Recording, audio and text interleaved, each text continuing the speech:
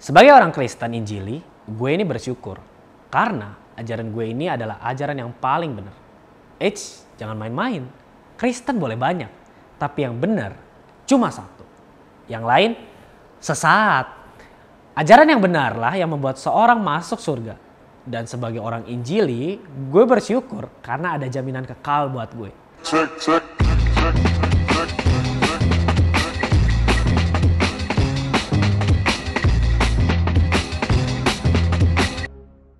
Nah, asal teman-teman tahu ya, hari ini tuh ada rupa-rupa pengajaran.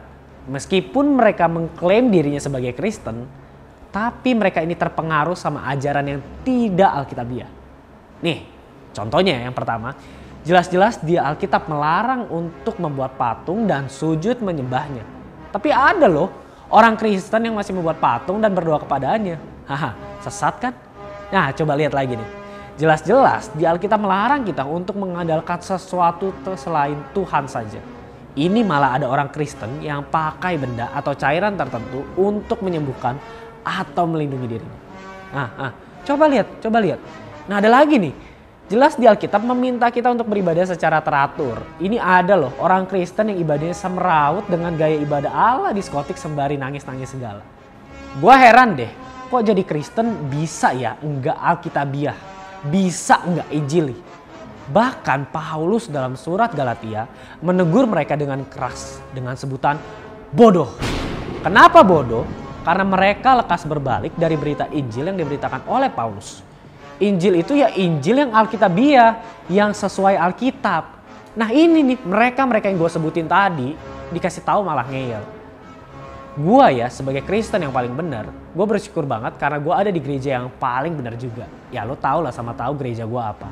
Syukur deh, karena gue pasti akan masuk surga. Hahaha.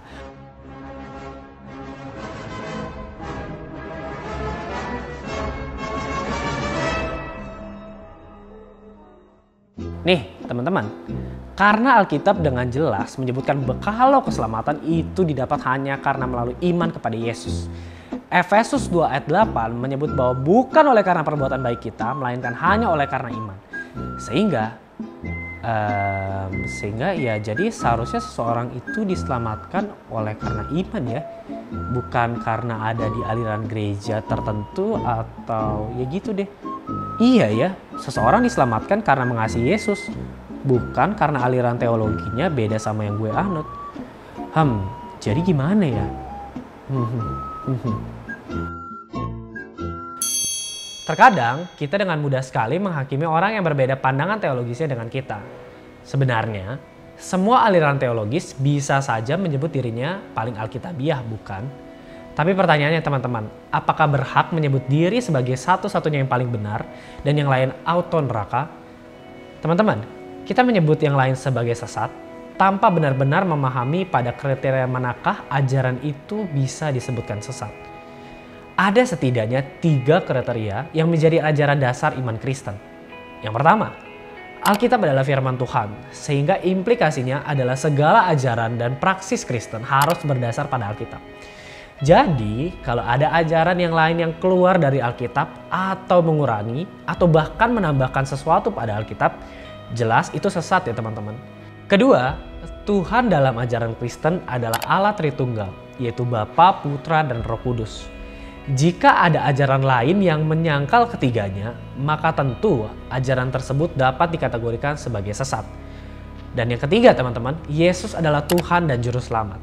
Jadi, jika ada ajaran yang menyangkali ketuhanan Yesus, atau misalnya ada ajaran yang menambahkan sesuatu selain keselamatan di dalam Yesus, sudah bisa dipastikan ajaran tersebut sesat. Jadi teman-teman adalah baik apabila kita tidak mudah mencap orang Kristen yang berbeda aliran dengan kita sebagai ajaran sesat, hanya lantaran ada perbedaan cara menafsir soal suatu topik. Apalagi kalau topik tersebut bukan sebuah penekanan terhadap ajaran dasar iman Kristen. Hanya karena kita menamakan diri Injili, belum tentu loh kita benar-benar Injili. Lagi pula stempel Injili atau apapun itu tidaklah serta-merta membuat hidup kita benar di hadapan Tuhan. Jangan-jangan kita ini Injili termasuk fanatik. Injili yang asal nyebut tapi tidak mengalami kuasa Injil sendiri yang mengubahkan hati kita menjadi rendah hati seperti Kristus. Paulus dalam 1 Korintus 3 ayat 4 yang ke-6 menegur orang-orang saat itu yang masih fanatik terhadap golongan Apolos atau Paulus. Paulus menyebut mereka sebagai manusia duniawi, bukan rohani. Karena yang penting bukan Apolos atau Paulus, tetapi Kristus. Sehingga kita pun hari ini jangan mengulangi kesalahan jemaat Korintus pada saat itu. Mari kita bergandengan tangan, mari kita bersatu dan melayani Tuhan bersama-sama. Tuhan Yesus memberkati.